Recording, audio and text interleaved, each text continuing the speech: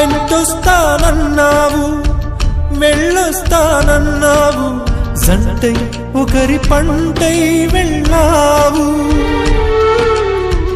కరుణిస్తానన్నావు, వరమిస్తానన్నావు, కరువై మెడకూరివైపోయావు.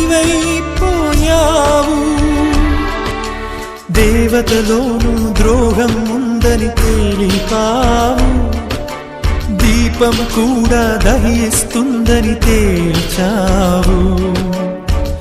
ఎవరిని నమ్మాలి నన్ను తప్ప, ఎవరిని నిందించాలి నిన్ను తప్ప.